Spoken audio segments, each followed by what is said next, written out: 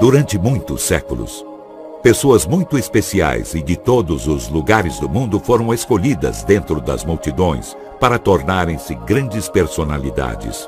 Gênios, artistas, cientistas, pensadores, filósofos e grandes líderes. O que eles tinham em comum?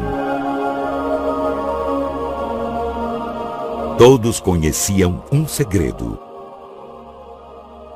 12, 11, 10, 9, ignition sequence start, 6.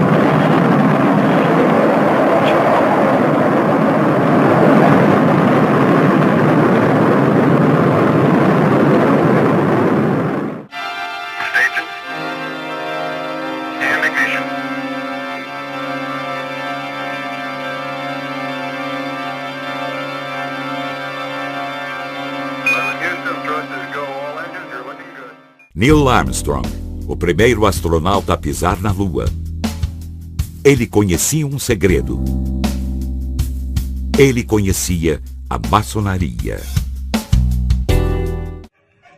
Henry Ford, o grande empreendedor e fundador da Ford Motors. Ele conhecia um segredo. Ele conhecia a maçonaria. Mozart, Beethoven, grandes compositores da música clássica. Eles conheciam um segredo. Eles conheciam a maçonaria. George Washington, grande estadista e primeiro presidente dos Estados Unidos da América do Norte. Ele conhecia um segredo. Ele conhecia a maçonaria. John Wayne, ator americano, ícone de várias gerações. Ele conhecia um segredo. Ele conhecia a maçonaria. Santos Dumont, inventor do avião e pai da aviação brasileira. Ele conhecia um segredo. Ele conhecia a maçonaria. Palhaço Arrelia, um dos maiores palhaços brasileiros e criador do Cirquinho do Arrelia. Ele conhecia um segredo. Ele conhecia a maçonaria. Os grandes abolicionistas brasileiros, José do Patrocínio, Luiz de Andrade, André de Rebouças e José de Magalhães. Eles conheciam um segredo. Eles conheciam a maçonaria. Os grandes filósofos, Voltaire, Kant, Goethe, Rousseau, assim também os pensadores Sartre, Jung, eles conheciam um segredo. Eles conheciam a maçonaria. Nat King Cole, cantor e músico de jazz americano. Ele conhecia um segredo. Ele conhecia a maçonaria. Clark Gable, ator americano, famoso entre outros pelo clássico E o Vento Levou. Ele conhecia um segredo. Ele conhecia a maçonaria. Charlie Chaplin, ator, diretor e comediante inglês. Ele conhecia um segredo. Ele conhecia a maçonaria. E agora, esse segredo no Google e começar a navegar pelos sites, foram acusados de estar por trás do Holocausto, de serem uma força na conspiração dos judeus e na conspiração pelo dinheiro. Que os maçons e os judeus dirigem os bancos e, portanto, o mundo. Os maçons se tornaram um grande alvo, em parte por se recusarem a responder às críticas. É fácil dizer que uma sociedade é do mal, secreta, se as pessoas não te contam a verdade. Eles se colocaram acima disso, mas deram instrumentos para essas pessoas. Isso reflete nossa necessidade de saber. Se algo nos é mantido em segredo, combinado com nossa inclinação a ver o lado negativo antes do positivo, vamos desenvolver uma história negativa sobre o que não entendemos. Quando ouvimos algo negativo sobre um maçom, a coisa explode. Vamos dizer que o maçom é a encarnação do demônio. Na obra, o professor Landon se lembra dos anos em que escrevia sobre as ricas tradições dos maçons. Também reconhece que foram acusados de adoração do demônio e de conspirar a favor de um governo mundial. Uma pesquisa na internet revela que o livro está certo. Os presidentes Bush e Clinton eram membros da Crânio e Ossos, uma sociedade secreta com raízes maçônicas. Reagan foi aceito como membro honorário da maçonaria, assim como Truman, uma lista de homens fortes. E sim, ela se perpetua. Teóricos da conspiração afirmam que o olho que tudo vê presente na nota de $1 é um símbolo dessa nova ordem mundial. Foi colocado lá por um maçom, o presidente Franklin Roosevelt. A verdade, a nova ordem mundial não é novidade. Como o livro coloca, os pais fundadores a criaram. A evidência está no brasão americano. Abaixo do olho que tudo vê e da pirâmide vemos as palavras Novus Ordo Seclorum. Significa a nova ordem do mundo. Isso é importante porque o novo mundo é uma república, uma forma representativa de governo, não uma monarquia que era a antiga ordem. Eles queriam uma nova ordem mundial, uma nova Atlântida onde a liberdade imperasse. Brown também descreve como essa nova ordem tornou-se uma ameaça aos líderes do clero que temiam perder o poder e a influência. Brown mostrou em Anjos e Demônios a luta entre a luz e a escuridão. O que ele chamou de luz foi a razão, a lógica e as conquistas científicas, a salvação da humanidade, não a superstição e a espiritualidade. Desde então, grupos religiosos rebateram com afirmações de que os maçons estariam buscando uma nova forma de dominação global.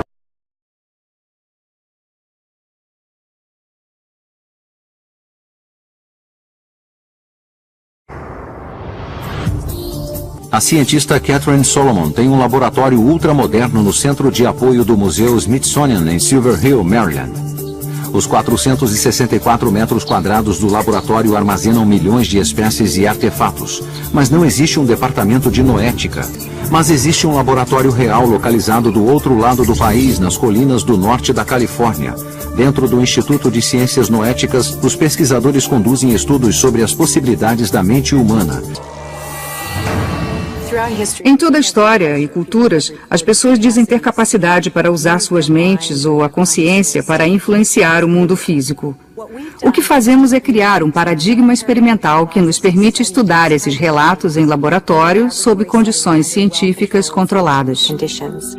No experimento sobre intenção, por exemplo, o objetivo é determinar se uma pessoa, ao olhar para outra em um local separado, pode afetar a saúde física daquela pessoa. O sujeito é conectado a um equipamento de eletrocardiograma em uma sala isolada revestida de chumbo, parecida com o cubo isolado usado no laboratório. Esta sala é à prova de som e isolada das ondas de rádio, então não há como trapacear. As imagens no monitor são intercaladas aleatoriamente entre a do sujeito e a do observador. Toda vez que o rosto do sujeito aparece, o observador tenta enviar pensamentos positivos e curativos. O que queremos saber é se quando a atenção é concentrada na pessoa distante, isso mexe com sua fisiologia. Se acontece o mesmo quando apenas ouvem seus nomes, por exemplo. Se quando não estão sendo olhadas, elas se acalmam. Essa é a essência do experimento. O sujeito não tem ideia de quando sua imagem irá aparecer no monitor, então não há como ele tentar provocar uma reação física. Pesquisadores descobriram uma conexão importante entre os pensamentos positivos de um sujeito e a resposta física do outro. Vemos esses efeitos em laboratórios diferentes, então algo acontece. A questão é, isso realmente tem efeitos curativos? O mais impressionante é que esse efeito parece acontecer sem nenhuma conexão física. Se não há um sinal e nada partiu de algum ponto, deve haver mais alguma coisa. O que podemos pensar sobre isso é que nossa ideia de espaço na conexão entre duas pessoas não é completamente correta. Quando o filósofo e matemático francês René Descartes fez um pacto com a igreja para evitar perseguição. A igreja disse, tudo bem, vamos deixar você fazer ciência. Não vamos considerá-lo um herege, mas vamos fazer um trato. Você estuda os aspectos físicos e deixa os aspectos da alma e da consciência conosco. Ainda estamos vivendo sob o legado dessa negociação política, segundo o qual a ciência acredita que a única área relevante e válida para se pesquisar são os aspectos físicos materiais. Um experimento sugere que podemos ser capazes de enxergar o futuro. O sujeito é conectado a um aparelho de eletroencefalograma enquanto usa óculos e fones de ouvido com LEDs especiais. Os LEDs piscam e um tom de áudio toca em um padrão aleatório, acionando uma reação fisiológica. Eles veem uma luz ou ouvem um tom em momentos aleatórios. Não sabem quando, nem eu sei. O computador decide quando isso vai ocorrer. De acordo com o Dr. Radin, os testes mostraram que o corpo reage antes de a luz piscar e de os tons de áudio tocarem. É como se o corpo estivesse enxergando o futuro em uma fração de segundo. Eu uso o termo pressentimento como um pressentimento, ao contrário de uma pré-cognição. Que se isso pode parecer impossível, muitos dos avanços científicos de hoje também pareciam inimagináveis para os pais fundadores. Para a ciência, isso era loucura, há cerca de 100 anos. Não havia ação à distância e ponto. Duas coisas só podiam interagir se houvesse proximidade entre elas. A mecânica quântica e a relatividade mudaram isso. Quanto mais se sabe, mais se quer ocultar. Para se salvar, ele pergunta a um estranho: não haverá esperança para o filho da viúva? A frase é de verdade um sinal secreto de perigo da maçonaria. Há uma cerimônia real na qual trabalham apenas os maçons de alto grau. Suas origens datam de crenças maçônicas antigas e é considerado o ritual maçônico mais sagrado. A peça apresenta Hiram Abif, o arquiteto, chefe do templo do rei Salomão, que se depara com um grupo de ladrões. Esses homens ameaçam matar Hiram a menos que ele revele uma senha secreta. Hiram se recusa e, antes de ser morto, pergunta: não haverá esperança para o filho da viúva? Hoje, a coragem e a fidelidade de Hiram em manter sua palavra, em não revelar o segredo, é um princípio central para todos os maçons. Branch Rickey, dono de um time de beisebol de primeira divisão, contratou o primeiro jogador afro-americano, Jackie Robinson. Um ícone da literatura, Mark Twain, escreveu Tom Sawyer e Huckleberry Finn, e John Glenn foi o primeiro americano a orbitar a Terra. Infelizmente, também existiram as ovelhas negras da maçonaria, como o traidor Benedict Arnold, o polêmico diretor do FBI, J. Edgar Hoover, e até mesmo o cruel ditador comunista Joseph Stalin pode ter sido maçom. Sua ligação com os corredores do poder fez com que muitos pensassem que os maçons tinham segredos sinistros. O fato de os maçons buscarem uma missão e um sistema de crenças superior não impediu a ação de seus inimigos. A batalha entre a luz e a escuridão estava prestes a começar. Os maçons. Entre eles estão os homens mais poderosos do país. É possível derrubar uma sociedade tão poderosa? A descrição associada à maçonaria alimentou as suspeitas e o medo entre os leigos desde a fundação do país. Acredita-se que os maçons tenham algum tipo de influência sobre outros membros que transcende sua obrigação para com a família e o Estado. Então a maçonaria é um grupo sombrio e subversivo que faz coisas ruins. Mas nem sempre foi assim. No início da Revolução Americana, muitos maçons se alistaram.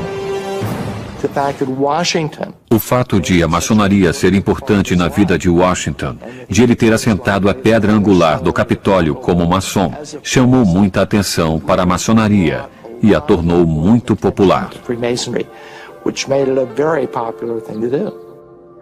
Sua popularidade, entretanto, significou uma ameaça aos líderes religiosos preocupados com as crenças deístas dos maçons. Como as pessoas desenvolveram uma imagem deturpada da maçonaria. Isso é verdade. Com o tempo, uma rajada de acusações alimentou os medos de muitos não-maçons que pensavam no que realmente acontecia dentro dos templos maçônicos.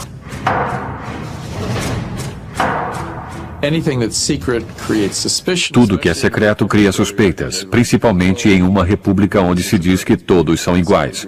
Portanto, houve muitas suspeitas sobre os maçons. Que essas suspeitas eclodiram em 1826 com o desaparecimento de um maçom conhecido e insatisfeito, chamado William Morgan. É dito que quando Morgan anunciou que estava escrevendo um livro expondo os segredos maçônicos, vários maçons planejaram seu sequestro. Ele desapareceu, provavelmente foi assassinado. 3 maçons foram condenados, mas receberam sentenças mínimas. Chegamos muito perto de um pânico nacional antimaçônico. Lojas foram queimadas. Maçons foram ridicularizados. Alguns apanhavam nas ruas. Em algumas lojas, o número de membros quase chegou a 0. Nos anos de 1830, o Partido Antimaçônico foi formado e nomeou um ex-procurador-geral, William Wirt. Wirt concorreu contra o maçom Andrew Jackson e perdeu. Ele logo foi esquecido na história. Mas depois de mais de 1 século e meio, William Wirt esteve nas manchetes novamente. Alguém violou o túmulo de William Wirt, cortou sua cabeça e levou seu crânio. O roubo permaneceu insolúvel durante 30 anos, até que um anônimo afirmou estar de posse do crânio. Recebemos uma ligação anônima e não soubemos mais nada durante 1 ano. O vereador Jim Graham, aqui de Washington, D.C., nos informou que o crânio havia sido levado a ele para garantir que voltasse para o lugar de direito. Nunca se soube por que o crânio foi roubado. Talvez tenha sido usado em estranhos rituais. Talvez tenha sido apenas uma brincadeira. William Wirt foi um símbolo do sentimento antimaçônico que continuaria prejudicando a sociedade secreta. Mas durante esse tempo, um novo grupo maçônico adquiriu poder, o Rito Escocês. Segundo algumas pessoas, eles tinham um lado sombrio, o que causava suspeitas.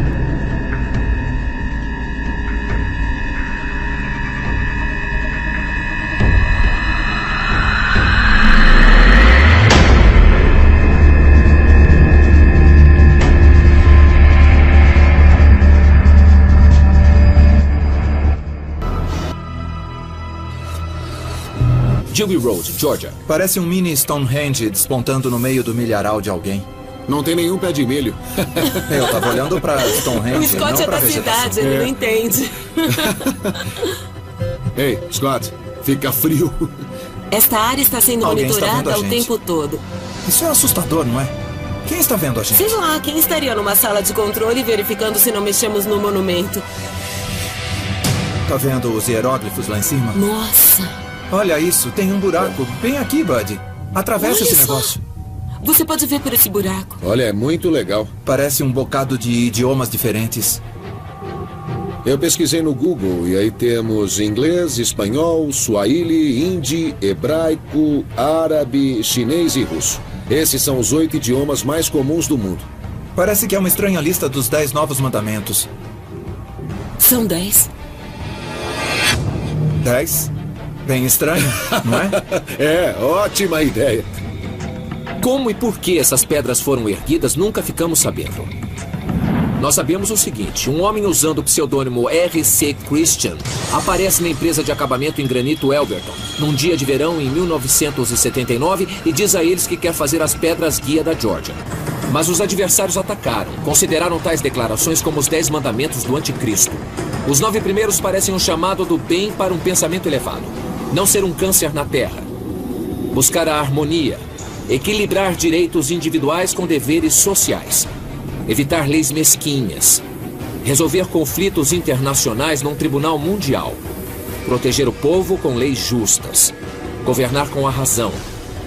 Unir a humanidade com um novo idioma.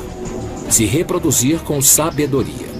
Mas tem uma diretriz nas pedras que detona o senso de integração de todos. Manter a humanidade com menos de 500 milhões de pessoas em constante equilíbrio com a natureza. Uau! Que interessante. É uma diretriz?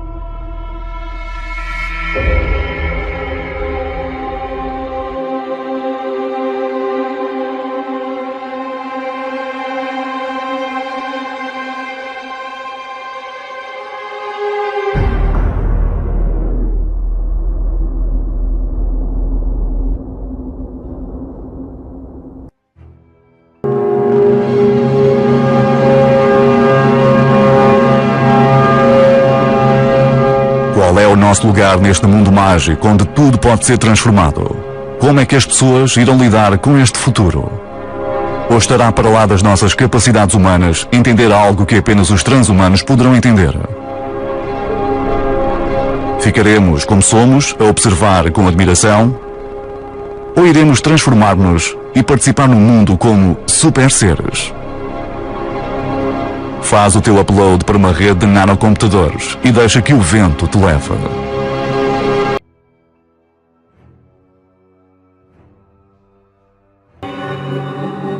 O que você descobriu? Bom, eu descobri uma coisa. Eu examinei a lista de membros de 2010 do Bohemian Club e uma coisa que me chamou a atenção foi quantos deles estão entre os 200 homens mais ricos do mundo. Não só dos Estados Unidos, mas do mundo inteiro. E eles se reúnem durante 2 semanas para espantar seus problemas e se vestirem com roupas de mulher? É muito estranho. As pessoas adoram culpar a Skull and Bones. Sempre houve fortes rumores sobre a lendária fraternidade secreta de Yale. Eles são acusados de roubar os ossos de Jerônimo Panchovilla e até do 8º presidente, Martin Van Buren. Mas nenhum roubo foi provado até hoje. O clube escolhe alunos do penúltimo ano da Universidade de Yale e entre seus membros já estiveram William F. Buckley, John Kerry, os 2 presidentes Bush e, é claro, o falecido presidente William Howard Taft. Foi o William Howard Taft, o presidente que veio até o Bohemian Grove, foi um membro do alto escalão do Skull and Bones que começou a falar sobre governo mundial e Liga das Nações, discurso mais tarde adotado por Woodrow Wilson. Todo esse sistema era o plano para um governo mundial com base em um culto à morte. Então vemos esses líderes mundiais, esses homens poderosos reunidos para realizar um ritual no meio da mata aos pés de uma enorme estátua de coruja. É de dar medo. Você está falando de uma nova ordem mundial, está falando de conspiração, de pessoas que se reúnem para falar de coisas que praticamente podem destruir o mundo. Mas ainda estamos aqui. Eu sei para qual caminho estão nos levando, para a não democracia. São diretores da CIA, procuradores gerais, presidentes, vice-presidentes... Entrado no The Grove. E teve o ex-chanceler alemão Helmut Schmidt. Ele disse, temos nossos próprios clubes druídicos na Alemanha, mas meu clube favorito não é lá, é no norte da Califórnia. A mata sempre foi um lugar sagrado para os druidas ao longo dos séculos. Essa misteriosa ordem de padres celtas realizava sacrifício animal e humano nos bosques da Inglaterra Antiga. E, historicamente, ordens parecidas em Roma, Grécia e Escandinávia também consideravam a mata um lugar sagrado. O que foi que aconteceu quando a cerimônia começou? Foi assustador. Eu estava escondido e vi a coruja de pedra de 12 metros. Eu tinha visto um altar preto na frente dela durante o dia. Mais tarde, quando anoiteceu, vi mais de 1000 homens importantes marchando perto, em frente a esse ídolo. E enquanto eu vi o ritual acontecendo na minha frente, eu só pensava uma coisa. Faça as imagens e deu fora daqui. Alguns dos homens mais ricos e influentes do país se encontram para discutir ideias que afetam não só os Estados Unidos, mas o mundo todo. Acha que são apenas acordos entre cavalheiros? Qual é? Eu não acho que um presidente americano faria reuniões secretas para tramar contra o país, mas também acredito que existem muitas pessoas que se beneficiariam por manter contato social com o presidente. Então a pergunta é, até onde essas pessoas poderiam ir?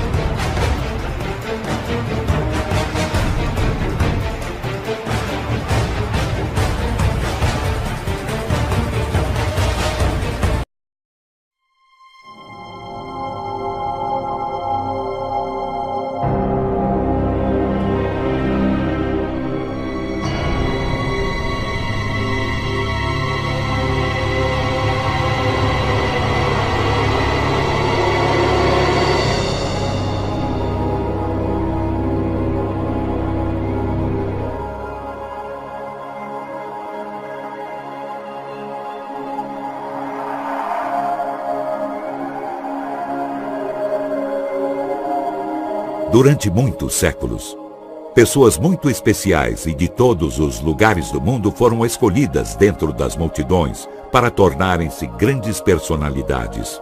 Gênios, artistas, cientistas, pensadores, filósofos e grandes líderes. O que eles tinham em comum? Todos conheciam um segredo. 12, 11, 10, 9, ignition. Sim, um segredo.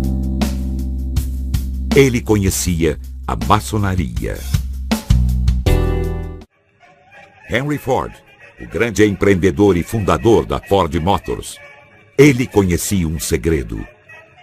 Ele conhecia a maçonaria. Mozart, Beethoven, grandes compositores da música clássica, eles conheciam um segredo. Eles conheciam a maçonaria. George Washington, grande estadista e primeiro presidente dos Estados Unidos da América do Norte, ele conhecia um segredo. Ele conhecia a maçonaria. John Wayne, ator americano, ícone de várias gerações, ele conhecia um segredo. Ele conhecia a maçonaria. Santos Dumont, inventor do avião e pai da aviação. Sequence start. 6.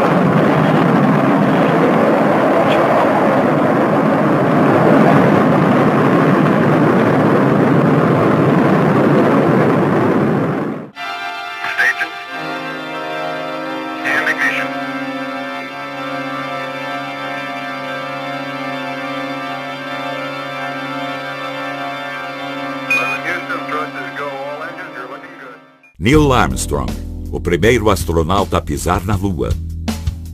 Ele conhecia